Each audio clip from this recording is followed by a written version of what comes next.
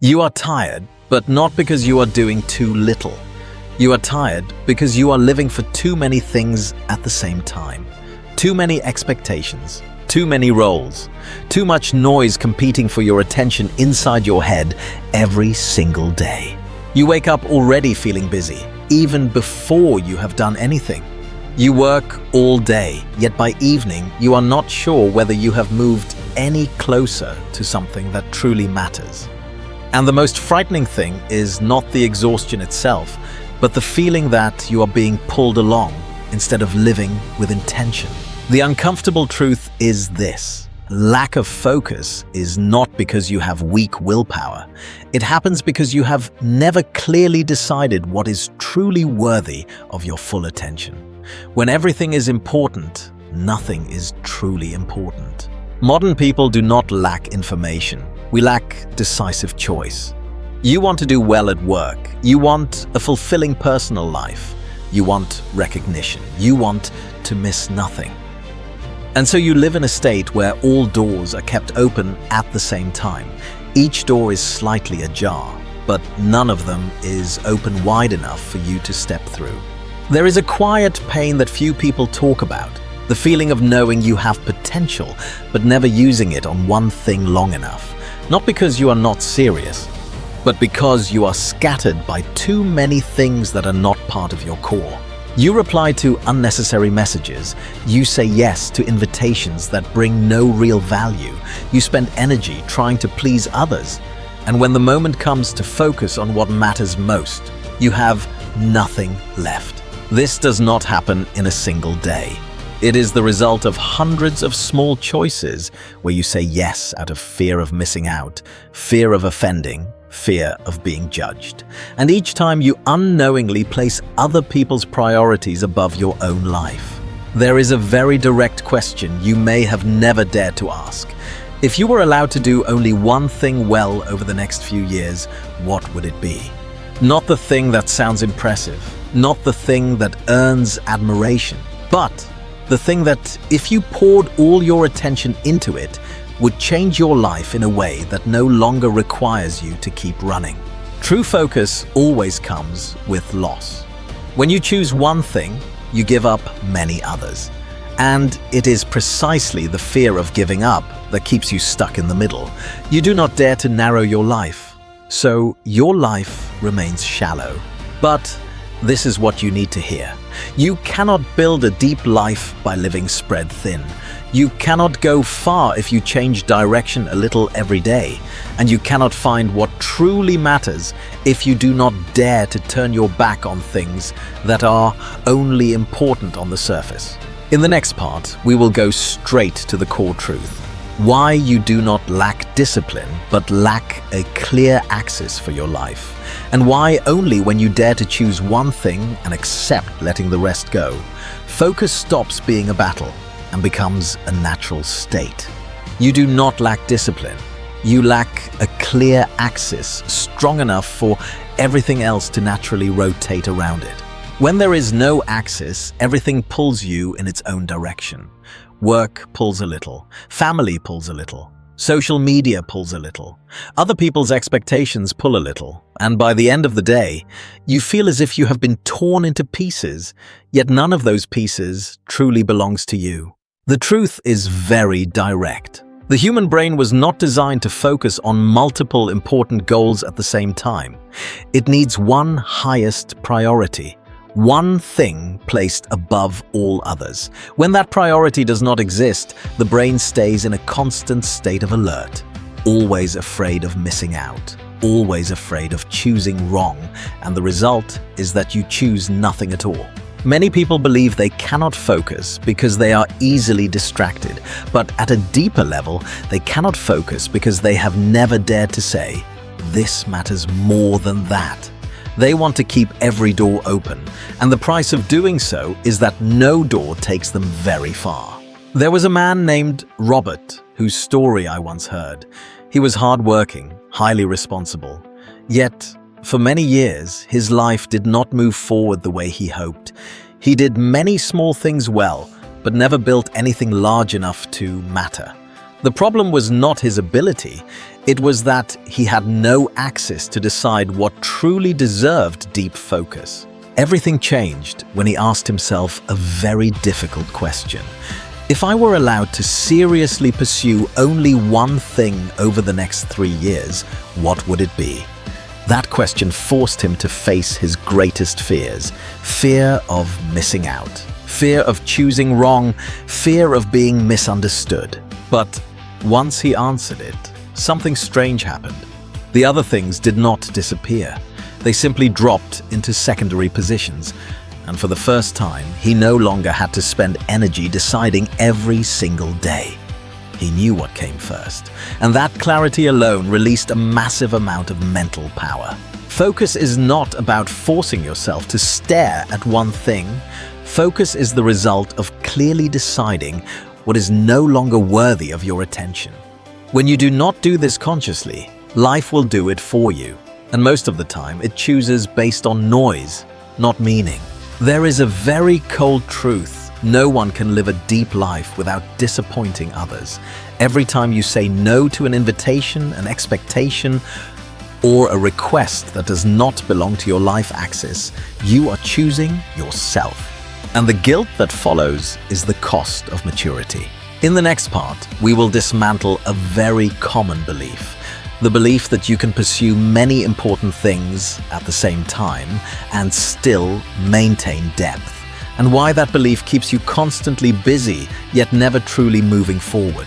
The belief that traps people the longest is the belief that you can pursue many important things at the same time, as long as you try hard enough.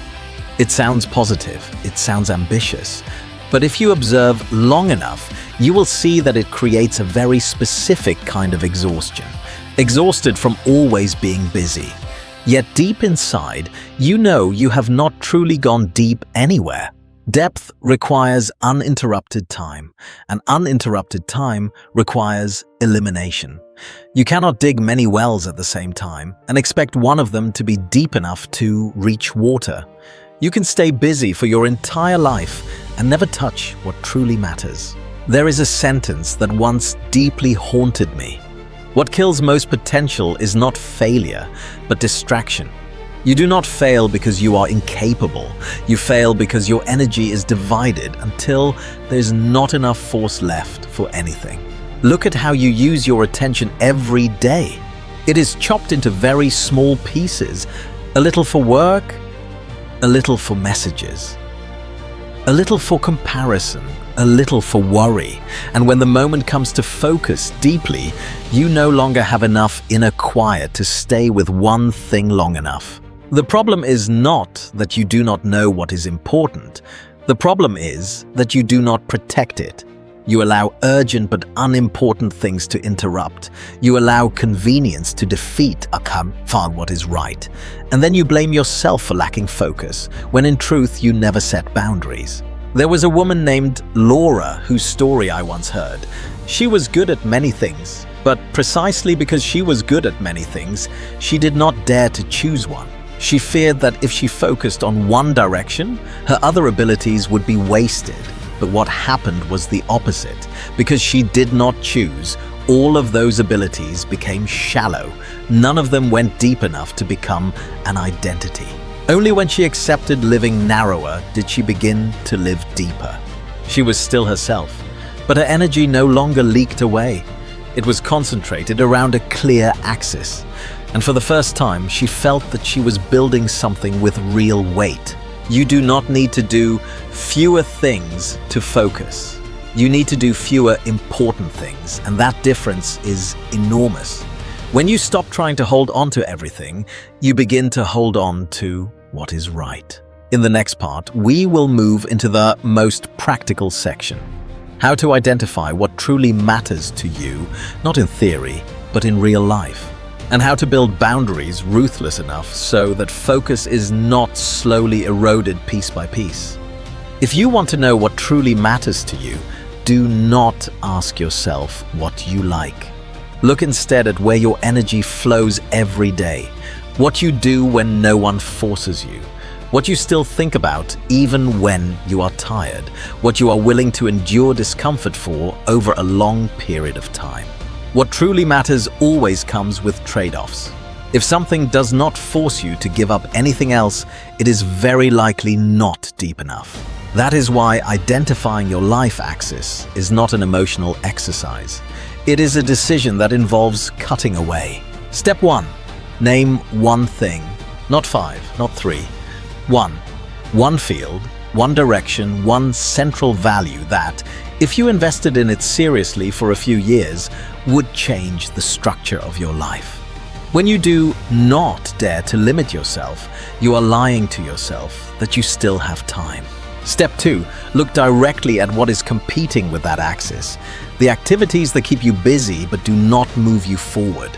The relationships that consume more than they nourish. The habits that feel comfortable but leave emptiness behind. This part is painful because it forces you to admit that not everything you are doing deserves your energy. Step 3. Build boundaries. Boundaries are not declarations, they are repeated actions. Turning off notifications during important hours, saying no to an opportunity that sounds good but does not serve your life axis. Accepting being misunderstood for a while so that you do not betray yourself. There is a very clear paradox. When you protect what matters most with intensity, you become calmer, not more tense. Because you no longer have to make constant decisions. You know what comes first. And that clarity reduces the noise in your mind. Many people fear boundaries because they believe boundaries make life smaller. In reality, boundaries make life deeper. When you are no longer pulled by things that do not belong to you, you have enough presence to fully live the thing you have chosen. In the final part, we will close with a very simple image. A person standing steady in the middle of chaos. Not because the world has become quieter, but because inside there is an axis strong enough not to be carried away. Once you have chosen what truly matters, the outside world does not suddenly become quieter. Messages still arrive. Expectations still exist. Comparison still lingers in the background. But there is one major difference. You no longer react to all of it. The image I want you to hold is this. A person standing at a crowded intersection, traffic rushing past, noise everywhere, people moving in a hurry, yet that person does not run along. Not because they are slow, but because they know exactly where they are going. True focus is quiet. It does not need to prove anything. It shows itself through steady choices. You arrive at the right place at the right time for what matters. You leave early from things that do not belong to you, and you do not need to explain much. When you live like this long enough, something interesting happens. You begin to respect yourself more, not because you do more, but because you no longer betray your attention for things that are not worthy of it. A deep life does not come from adding more, it comes from daring to remove. And everything you leave behind creates space for what truly matters to grow. If there is one thing you need to remember, it is this. You do not need to control everything. You only need to protect what is essential. The rest, over time, will arrange itself.